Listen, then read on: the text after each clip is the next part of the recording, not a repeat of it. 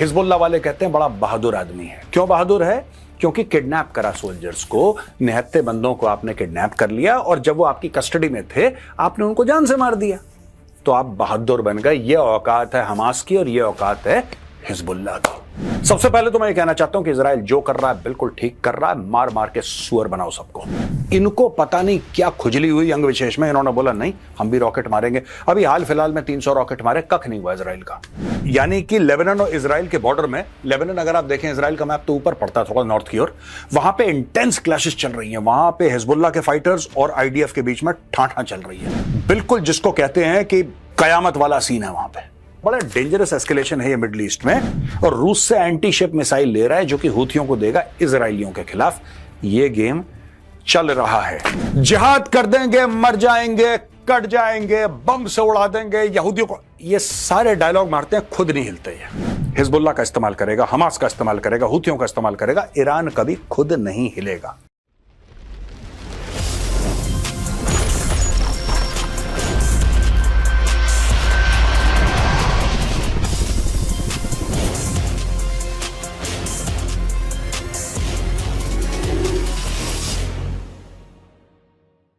जय हिंद दोस्तों, मैं हूं मेजर गौरव आर्य और आप देख रहे हैं द चाणक्य डायलॉग्स। इस वीडियो को लाइक करिए, हमारे चैनल को सब्सक्राइब करिए और बेल आइकन दबाना बिल्कुल भी मत भूलिएगा। इब्राहिम कुबैसी जो रॉकेट और मिसाइल कमांडर था हिजबुल्लाह का, उसको इजरायली एयर स्ट्राइक ने मारा और उसको बोल दिया गुड नाइट। इब्राहिम कुबैसी वो बंदा था जिसने सन 2000 में 3 इजरायली सोल्जर्स को किडनैप करा। किडनैप करने के बाद उनको जान से मार दिया और प्रिजनर एक्सचेंज जब हुआ 2004 में तो उनकी डेड बॉडीज वापस पकड़ाई। तो हिजबुल्लाह वाले कहते हैं बड़ा बहादुर आदमी है। क्यों बहादुर है? क्योंकि किडनैप करा सोल्जर्स को, निहत्थे बंदों को आपने किडनैप कर लिया और जब वो आपकी कस्टडी में थे आपने उनको जान से मार दिया, तो आप बहादुर बन गए। ये औकात है हमास की और ये औकात है हिजबुल्लाह की। सबसे पहले तो मैं ये कहना चाहता हूं कि इजराइल जो कर रहा है बिल्कुल ठीक कर रहा है। मार मार के सुअर बनाओ सबको। अब फेज 2 पे आते हैं दोस्तों। यहां पे क्या हो रहा है कि लगातार दर लगातार बमबारी चल रही है लेबनान के ऊपर। अच्छा, आराम से बैठे थे। देखिए मैं आपको फिर बताता हूं इसमें चक्कर क्या है। ये इनकी ना, इनको खाज है अंग विशेष में, इनको अंग विशेष पर खुजली होती है। लड़ाई किसकी थी? अटैक किसने करा? 7 अक्टूबर को हमास ने अटैक करा था। इजराइल ने किस पे जवाबी कार्रवाई करी? हमास में। हमास को मारा। इजराइल ने लेबनान में कुछ नहीं करा। इजराइल ने हिजबुल्लाह को कुछ भी नहीं बोला कि भाई तुम्हारा हमारा कोई फड्डा है ही नहीं, हम हमास के साथ डील कर रहे हैं। इनको पता नहीं क्या खुजली हुई अंग विशेष में, इन्होंने बोला नहीं हम भी रॉकेट मारेंगे। अभी हाल फिलहाल में 300 रॉकेट मारे, कख नहीं हुआ इजराइल का।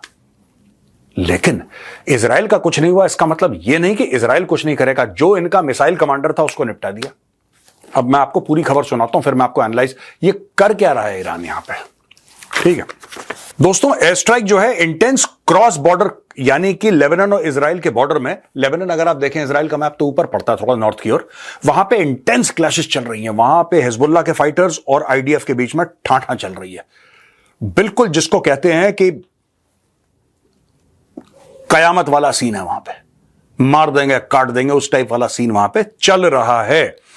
और इसको जब मारा है कुबैसी को, इब्राहिम कुबैसी को, तो बोला है कि he was a martyr on the road to Jerusalem. ये फालतू में जेरूसलम हर जगह ले आते हैं। अरे तुम्हारा है ही नहीं जेरूसलम, तुम क्यों सेंटी हो रहे हो यार?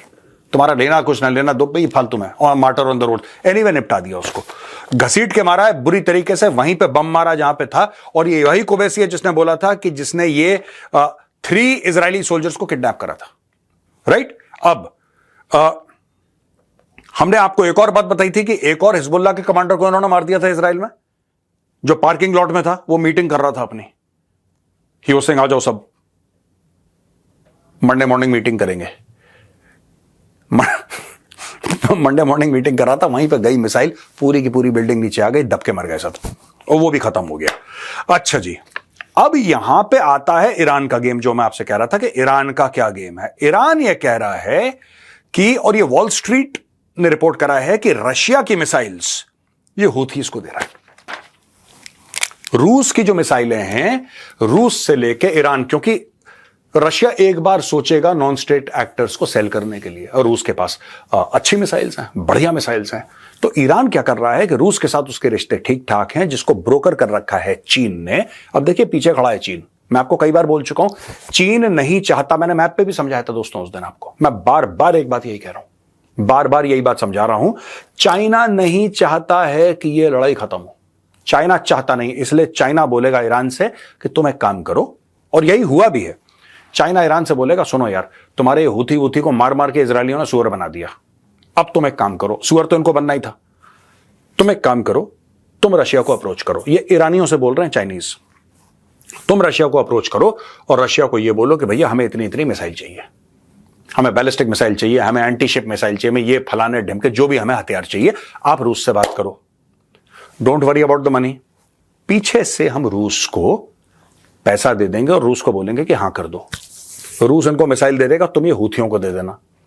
अब यमन का एरिया है, जो सदर्न पार्ट ऑफ यमन है, वहां पे अगर आप देखेंगे वहां पे हूथियों के बेस हैं कई सारे, और ये जो हूथीज हैं दोस्तों, ये लोग ट्रेडिशनली शिप्स पे हमला करते आए हैं। तो ये शिप्स पे हमला करेंगे, तो आइडिया ये है कि जो भी ट्रेड जा रहा हो या इजराइल के नाम पे जो भी चीज जा रही हो उस पे हमला करेंगे, और ये करवा रहा है ईरान। मैं आपको अभी डिटेल में ये खबर बताता हूं कि एक्चुअली हुआ क्या। बड़ा डेंजरस एस्केलेशन है ये मिडिल ईस्ट में। इसमें आप देखेंगे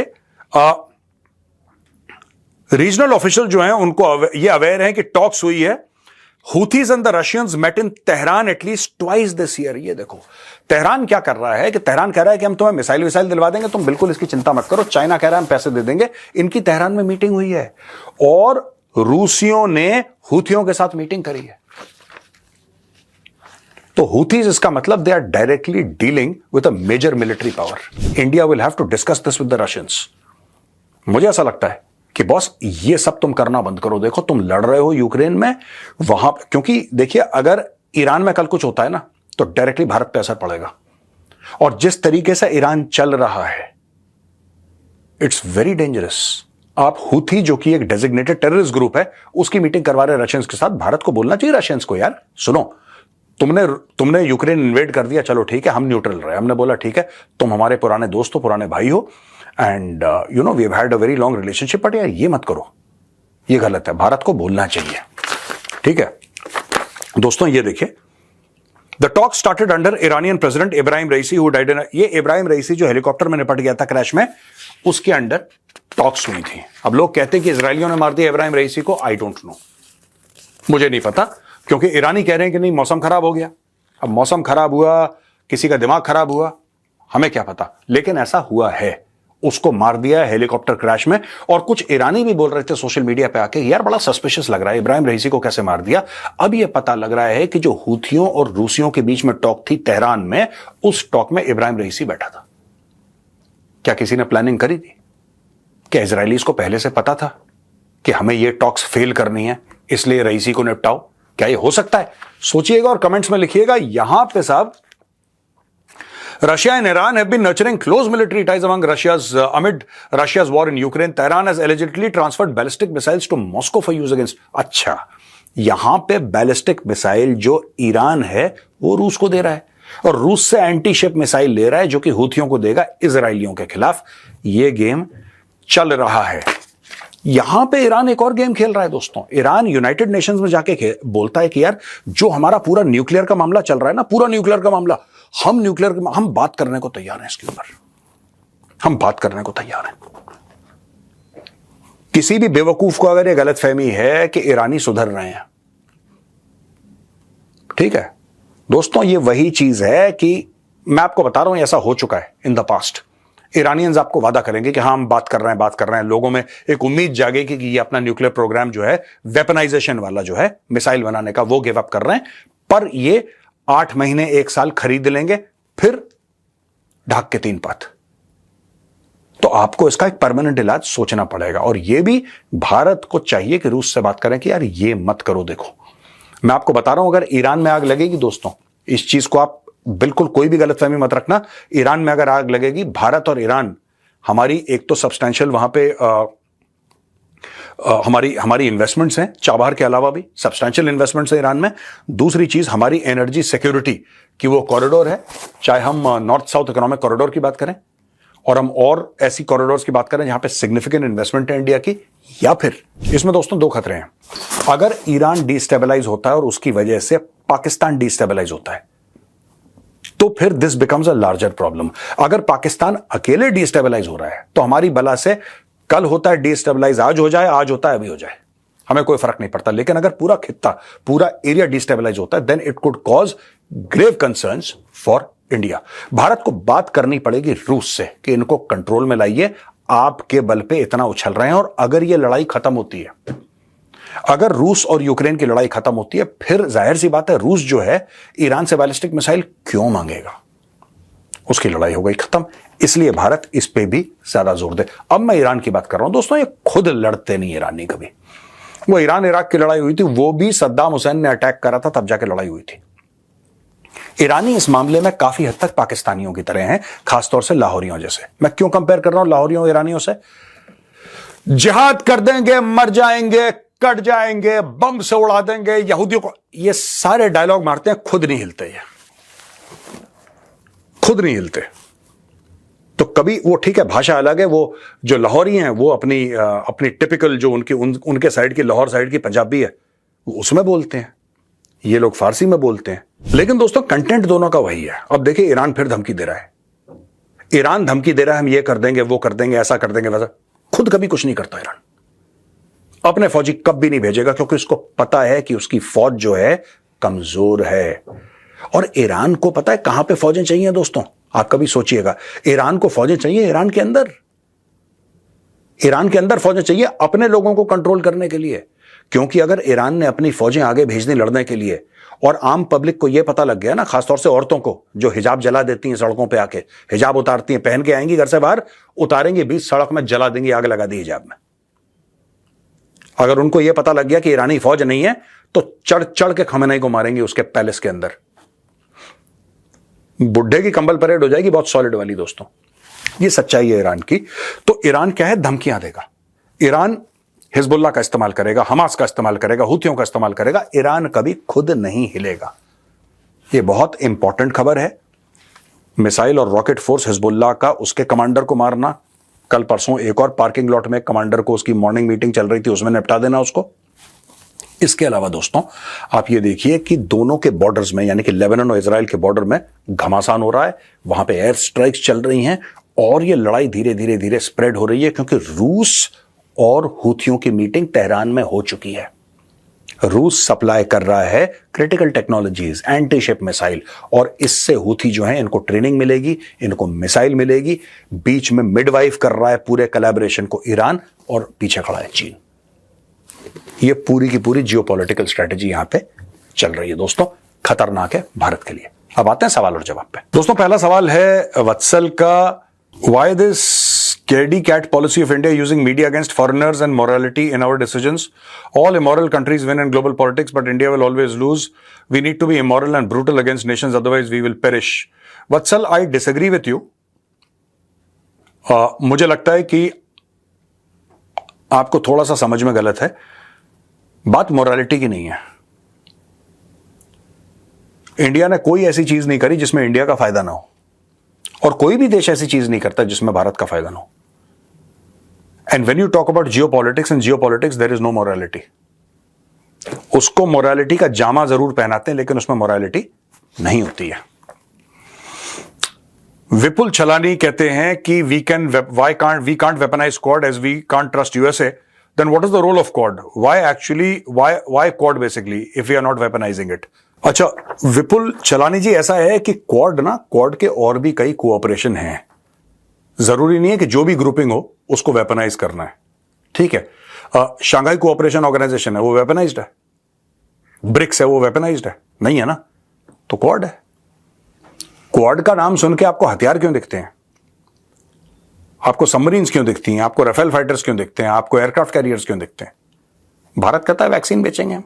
देखिए सुनिए, आप ये बोलना जरूरी नहीं है। हम लोग ना इस ट्रैप में फंस जाते हैं कि हमने ये डायलॉग मार दिया, ये स्टेटमेंट दे दी। ये पाकिस्तानी हरकतें हैं डायलॉग मारना, स्टेटमेंट मारना, ये कर देंगे वो कर देंगे। जो करना है चुपचाप कर दो, कहानी खत्म हो गई। किसी को अभी तक ये नहीं पता लगा कि चाइना को ऐसा क्या हो गया कि चाइना ने बोला कि हम लद्दाख से पीछे हट रहे हैं। 4 मेजर जगहों से पीछे हट रहे हैं, इंक्लूडिंग ईस्टर्न लद्दाख। पूरी चाइनीज आर्मी विड्रॉ हो गई। भारत की तरफ से कोई स्टेटमेंट आया? मार देंगे, कूट देंगे, बर्बाद कर देंगे, आग लगा देंगे। हमने तो कुछ नहीं बोला। हमने बोला ठीक है यार, हम शांतिप्रिय देश हैं, कोई बात नहीं। काम ऐसे ही होते हैं, चुप करके। जिस दिन कोर्ट को वेपनाइज करना होगा कर देंगे कोर्ट को वेपनाइज, क्या दिक्कत है? हम तब देखिए, काम तब करो जब फायदे में हो। बैठे बैठे चाइना से खतरा है, कोर्ट वेपनाइज कर दिया, फिर क्या होगा? अच्छा चलो, कोर्ट हमने वेपनाइज कर दिया, फिर क्या होगा? आप चढ़ दौड़ोगे चाइना पे, आप अटैक कर दोगे। अमेरिकन जैसे हैं, American are not to be trusted भाई। कल आपने कोर्ट को वेपनाइज कर दिया, कल चाइना की लड़ाई हो गई, आपकी क्या उम्मीद है? ये अमेरिका वही देश है जिसने 1971 में चाइना को बोला था कि तुम भारत पर अटैक करो। तो there is a certain history to this relationship. Yes, we are good friends with the Americans, yes we are cooperating with the Americans and they are cooperating with us. लेकिन किसी को अपनी तिजोरी की चाबी नहीं देनी भाई, किसी को भी नहीं। पृथ्वी दसवानी, इंफॉर्मेशन के मुताबिक China has already deployed J-20 line of control. Why do you think India is delaying deployment? Bharat delay क्यों कर रहा है 5th generation fighters like Su-57 और F-22 Raptors? Since our own AMCA is at least a decade and a half. It's not a decade and a half old, decade and a half के बाद मिलेगा हमें।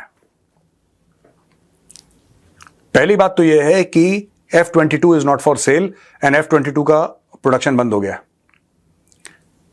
Su-57 ये अभी proven platform नहीं है, रूस ने बना दिया है, कुछ कुछ डिप्लॉय हुए हैं। मुझे पता है जितना whatever little I know, not even a full squadron is there. I have been saying this all throughout. India needs squadrons of F-35। आपके पास F-35 के पास और कोई चॉइस नहीं है। बाय द वे, मैं आपको सिंपल सी बात बता दूं, किसके पास है working 5th generation fighters? America के पास, रशिया के पास, चाइना के पास। चाइना से आप खरीद नहीं सकते, रूस के पास अभी तक प्रोवन नहीं है, 1-2 स्क्वाड्रन्स भी नहीं है उसकी डिप्लॉयड। फिर आप कैसे करोगे? आपके पास सिर्फ अमेरिका है, और अमेरिका के पास भी आज की तारीख में अंडर प्रोडक्शन सिर्फ 1 5th जनरेशन फाइटर है, दैट इज F-35, क्योंकि F-22 रैप्टर का प्रोडक्शन बंद हो गया। करना चाहिए, आई एग्री विथ यू, मैं तो खुद कह रहा हूं कब से। चंदू राजन ये कहते हैं, this is Chandu from Kerala. Since the deep state and current Biden administration decided to meet up with the Khalistanis before Modi's visit, do you think Modi should have met with Trump before returning back to India in an act of tit for tat? नहीं, not required. काम वही करो जिसमें फायदा हो। Trump से मिलने का कोई फायदा नहीं है। पिछली बार एक बार ट्रम्प से मिले थे, राइट? उसका बड़ा बैकलैश हुआ, और मुझे लगता है कि भारत को नहीं मिलना चाहिए। जब कोई अगर ट्रम्प प्रेसिडेंट बन जाता है यूएस का नवंबर में, तो मिल लेंगे उससे जाके, उसको इंडिया बुला लेंगे। नहीं होता कोई बात नहीं। देखिए, खालिस्तानी कितने हैं? 4-5 तो थे। आप दोबारा वीडियो देखिए, ये देखिए वीडियो।